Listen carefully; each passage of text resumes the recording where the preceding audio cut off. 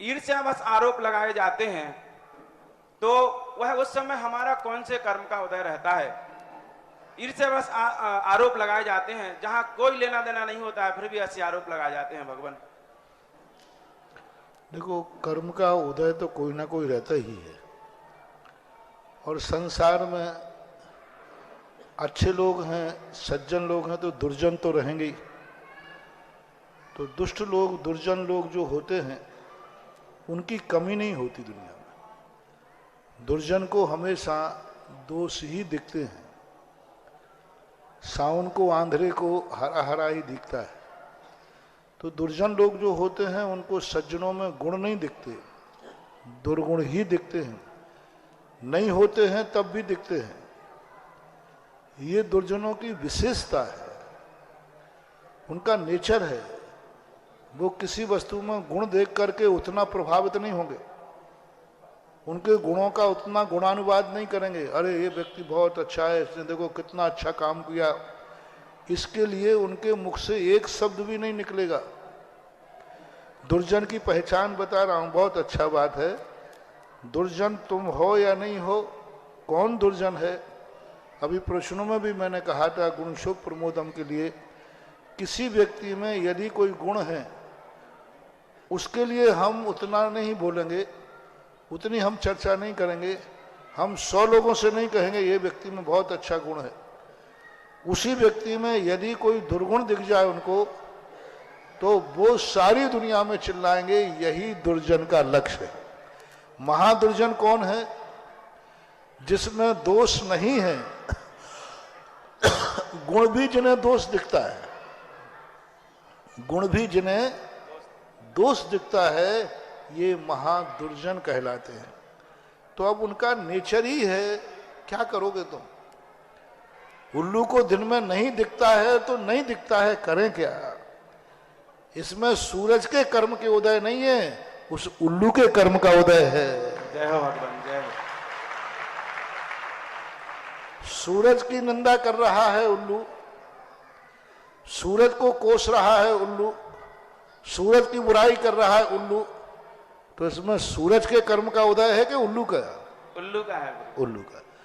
भगवान की बुराई कर रहा है व्यक्ति, जो भगवान सिद्धालय जा चुके, जो भगवान अरहंत बने, मारीच उनकी बुराई कर रहा है।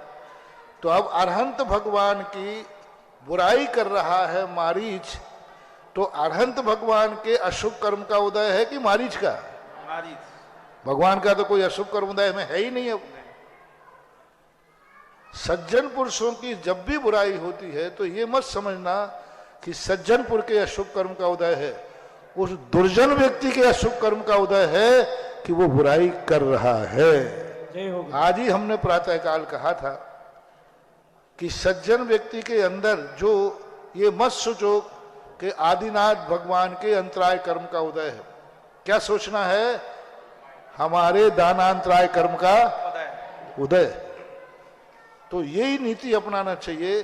सज्जन पुरुषों के कभी अशुभ कर्म का उदय होता ही नहीं है, क्योंकि वे अशुभ को अशुभ मानते ही नहीं है, सीधी बात। कारण क्या है? सज्जन पुरुषों का कभी अशुभ कर्म का उदय होता नहीं क्योंकि वो अशुभ कर्म उदय को मानते ही नहीं। अयस कीर्ति उदय में होती ही नहीं है। अयस कीर्ति का उदय चौथे गुणस्थान तक है। अब पंचम में और छठे गुणस्थान में अयस कीर्ति नाम कर्म का उदय ही नहीं है। तो अब कैसे कहें कि महाराज सज्जन पुरुषों का अयस कर्म का उदय है?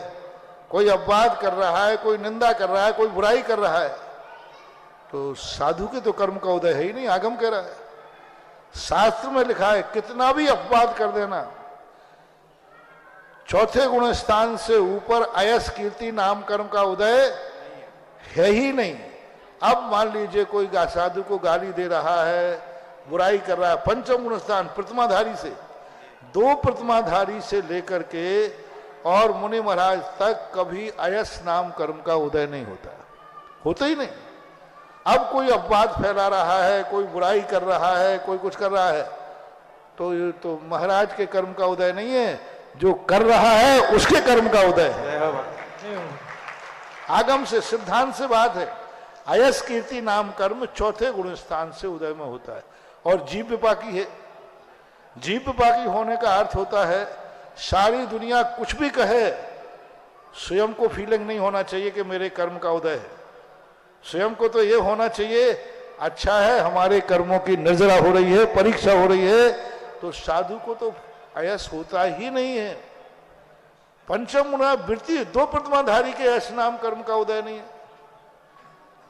कर्म का उदय तो बस कितना बढ़िया उदाहरण है, सूर्य की उल्लू निंदा कर रहा है तो सूर्य के कर्म का उदय नहीं है, उल्लू के कर्म का उदय है। तो ये उल्लू लोग हैं, अब इन लोगों को तो तुम कुछ नहीं कर सकते। बेचारे बेचारे बेचारे कर्म का उदय है, वो करें क्या, उन्हें तो सूर्य भी बुरा लगता है।